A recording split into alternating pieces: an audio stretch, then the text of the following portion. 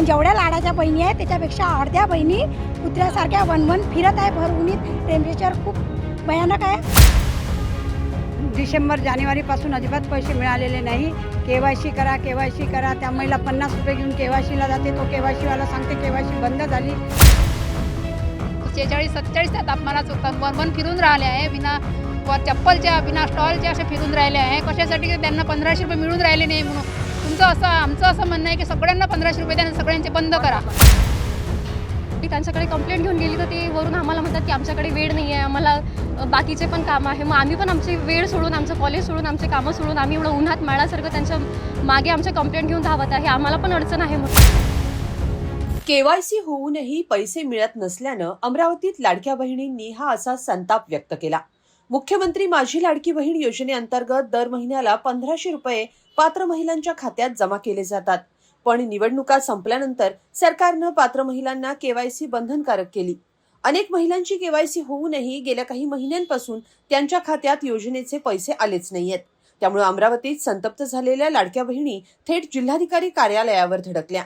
यावेळी आमचे पैसे का आले नाहीत असा जाब त्यांनी प्रशासनाला विचारला, पण त्यांना कोणतंही दिलासादायक उत्तर मिळालं नसल्याचं या महिलांचं म्हणणं आहे.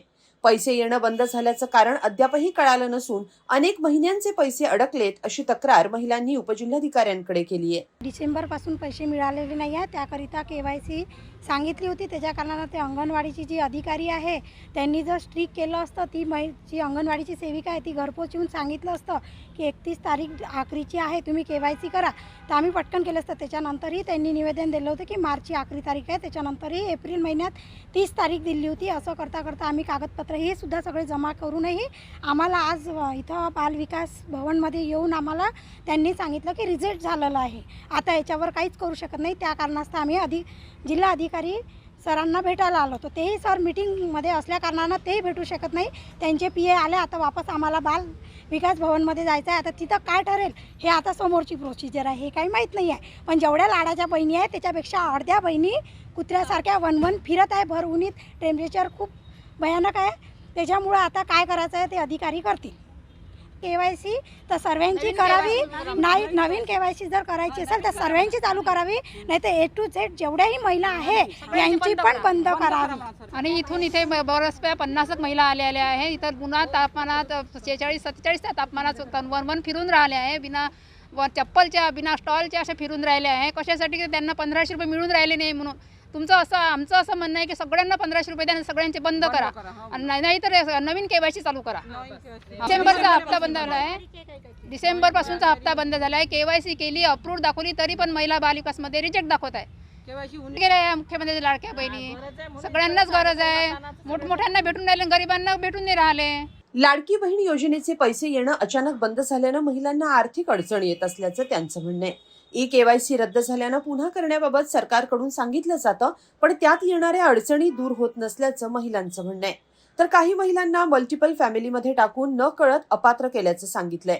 याचं कारणही सांगण्यात आलं नाही असा आरोप काही महिलांनी केला. मी माझ्या स्वतःसाठी म्हणून नाही आली, महिलाही सोबत आहे माझ्या. कारण आमच्या इथल्या गोरगरीब महिलांना डिसेंबर जानेवारीपासून अजिबात पैसे मिळालेले नाही. KYC करा, KYC करा. त्या महिला 50 रुपये घेऊन KYCला जाते. तो KYCवाला सांगते KYC बंद झाली.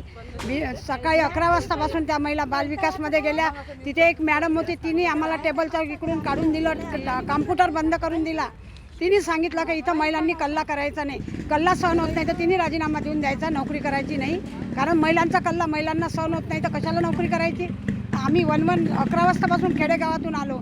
पाणी नाही, चहा नाही, जेवण नाही, काहीच नाही. तरी KYC सुरू करायची नवीन आणि सगळ्या महिलांना, गोरगरीब महिलांना 1500 रुपये चालू करायचे. एवढंच माझं म्हणणं आहे. मी श्रद्धा मुकिंद देशमुख टाकरखेडा शंभूवरून आलेली आहे. माझा प्रॉब्लेम असा आहे की माझी KYC वगैरे होऊनही माझ्या फॅमिलीमध्ये 3 महिला आहे. त्याच्यातल्या 2 महिलांना अपात्र करायला पाहिजे होतं. एक महिलेला अपात्र करायला पाहिजे होतं. त्यांनी न कळत दोन्ही महिलेला अपात्र केलं आहे. म्हणजे फक्त माझ्या आईला मिळते आणि मला माझ्या बहिणी कोणालाच मिळत नाही. पण कमीत कमी एक मॅरिड एक अनमॅरिड अशा त्यांना 2 महिलांना द्यायला पाहिजे ना. रिझन नसताना त्यांनी दोघींना पण अपात्र केलं. आणि वरून मी त्यांच्याकडे कारणं घेऊन गेली, त्यांच्याकडे कंप्लेंट घेऊन गेली तर ते वरून आम्हाला म्हणतात की आमच्याकडे वेळ नाही आहे, आम्हाला बाकीचे पण कामं आहे. मग आम्ही पण आमची वेळ सोडून, आमचं कॉलेज सोडून, आमचे कामं सोडून आम्ही एवढं उन्हात माळासारखं त्यांच्या मागे आमच्या कंप्लेंट घेऊन धावत आहे. आम्हाला पण अडचण आहे म्हणून. मला जवळपास गेल्या जून महिन्यापासून पैसे आलेले नाही आहे. पूर्ण वर्ष झालं. मग आमची तर तळमळ होणारच आहे ना, आमची कंप्लेंट आम्ही त्यांच्यापर्यंत पोहोचवणारच आहे. पण ते आम्हाला इतके त्रास देत आहे की ते एकदम आम्हाला असं लोटलाट करत आहे, डायरेक्ट टेबल बंद करून दिला, एकदम आतमध्ये यायचं नाही, त्या चिडचिड करत आहे. तर मग काय कर्मचाऱ्यांनी असं वागायला पाहिजे का आमच्या साधारण व्यक्तींसमोर? तर याचा आम्हाला काहीतरी मार्ग पाहिजे. बाकी आता बघू काय होते समोर. दरम्यान पात्र असूनही योजनेतून वगळल्यानं अनेक कुटुंबांचं आर्थिक गणित बिघडल्याचं या महिलांनी सांगितलं. सणासुदीच्या तोंडावर पैसे न आल्यानं महिलांमध्ये प्रचंड नाराजी आहे. याबाबतचं तुमचं काय मत आहे कमेंटमध्ये नक्की लिहा आणि lokmat.com ला सबस्क्राईब करा. धन्यवाद.